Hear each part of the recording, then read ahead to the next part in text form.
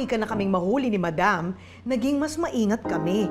Doon na nagsimula ang patagong relasyon namin ni Dennis, my loves. Naging parang Romeo and Juliet ang peg namin. Ang hirap, dear Uge. Love you. Papuwi sa ilong, silusa ka talaga eh. Huh? Love you. Maro! Madam. Maro! Saan ako magtatago? Hindi ko alam. Saan? Ano? Anong gagawin natin? Maro! Uy! Saan ako pupunta? Maro! Tatago. Maro! Ba?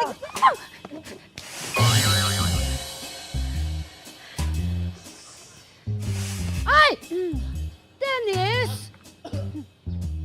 Anong ginagawa niyo dyan sa pool?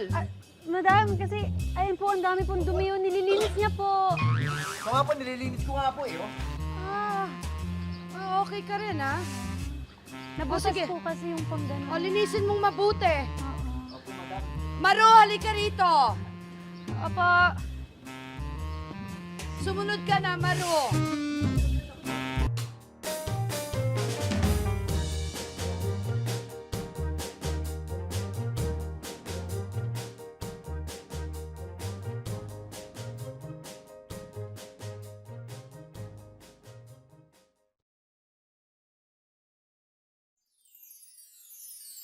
Uy! Oh. Ito na yung tubig mo. Pwede namang ikaw yung pumunta dun sa kusina para kumuha. Ha? Kailangan dalhin pa dito. Bakit? Sino mo sabing kailangan ko niyan tubig na yan? At tumalon ka kaya dyan para mawala yung uhaw mo. Oh. Alam mo, sa totoo lang, hindi naman ako sa tubig na uuhaw eh. Alam mo saan ako nauuhaw? Sa'yo. Sa atensyon mo. O, kunin mo na nga to. Alis na ako. Bili bago pa tayo makita. Teka. Sasabihin pa ako sa'yo eh.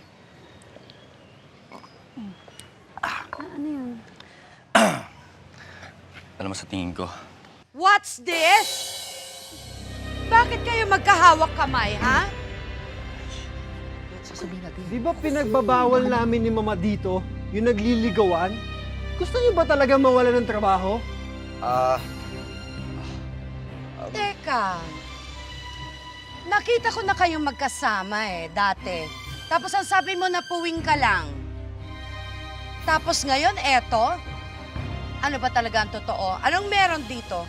Naku, hindi kami pwedeng mabuking ng ganito lang, dear Uge. Kailangan kong umisip ng mabilis na dahilan at mabisang paraan. Help, dear Uge!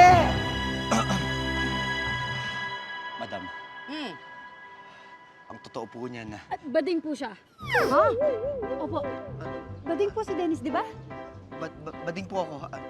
Bading ako? Pasensya na, madam. Kasi itong si Dennis, matagal niya nang gustong umamin. Actually, lumalapit po siya sa akin para humingi ng payo kung sasabihin niya na ba sa inyo yung totoo o hindi. Diba?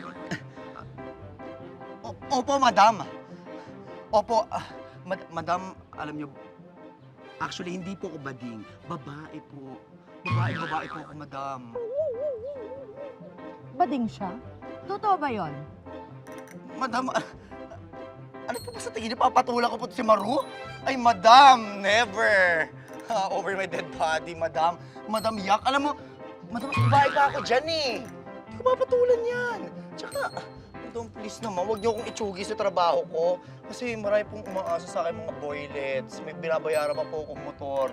Of course not. Abay, bali wala naman sa akin kung gay ka Salamat po, madam.